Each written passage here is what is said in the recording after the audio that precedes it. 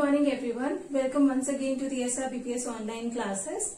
As students, already we have discussed in our previous class about the multiplication of algebraic expression in an horizontal method.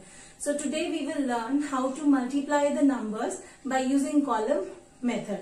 So before I start, let me remind you the thing which you already know.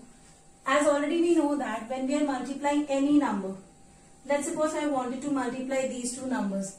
So what is the way to multiply them? First we are multiply 5 into 3. Then we are multiply 5 into 4. And the same we will do with 2. In the next step, we will multiply 2 into 3. And then we will multiply 2 into 4. So the same procedure we will follow here only. Right. So let's see how. Now you can see here that 2y is the first number, right? So I will multiply 2y into y square first. So when I will multiply 4y square into minus 2y. So what I will get? 8y cube, right? 8y cube. And the sign would be minus as we have only one minus sign here. So I will write here only minus 8y cube. Now, I will multiply this number to this number by same sequence, this into this. So, what I will get? Minus 3xy multiply minus 2y. So, as per the number, what I will get? I will get plus 6xy square. So, here you can see the number is positive because we have two negative sign here. So, I will write now. It is 6xy square, right? Now, we will multiply the same number with the third term of the algebraic expression, the first algebraic expression. So, what we will get? We will get, as you can see here, 2x square multiply minus 2y, 2 to the 4, x square y, only one negative sign, so answer would be negative. So, here I will write minus x square y, right?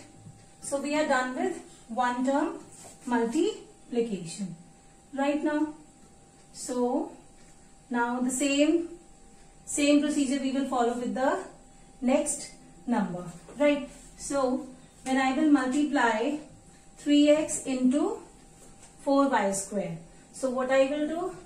3x multiply 4y square, it will gives us 12x y square.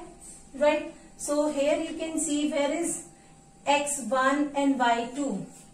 x1 and y2, it is x2, it is x1 and y2. So I can write this term beneath this term as these both are like term. So let me write it here. Plus 12xy square. So we are done with this. Now the second step. Now we will multiply 3x into this number. So it would be minus 3xy multiply 3x. So what it will gives us? 3 3s are 9.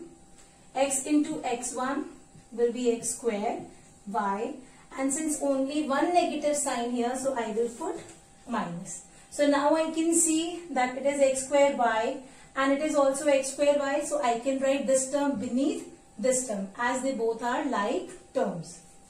It will make our work more easier when we finally solve them, right? Got done? Now the last term,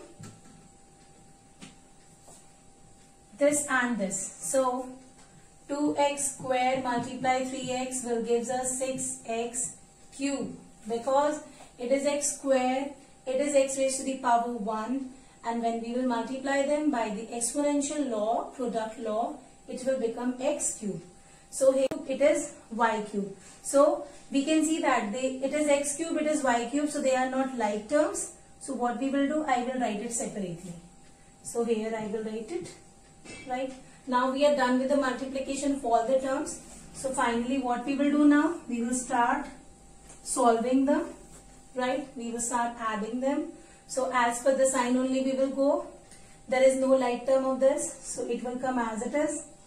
Now same sign. So what we will do? We will add them.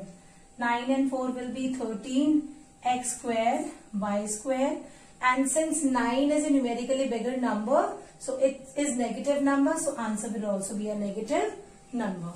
Now move forward to this. It will become 18xy square, right? 18xy square, and it will come as it is.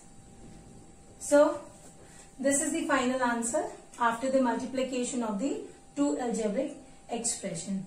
Always remember one thing: when you are adding the like terms, only the numerical coefficients will be taken into consideration while we are adding or while we are subtracting. So here you can notice that I have add both the numbers because the signs are same. So we have performed addition here. So 9 and 14 becomes 13, and x square y is the variable, so it remains the same. Here also when we add both the numbers, it comes 18 and the variable remains same. So this is the way, children, we can multiply any two algebraic expression by the column method. The same way we are doing in numerals, right? Thank you so much. I hope you understood this. Stay safe, stay happy.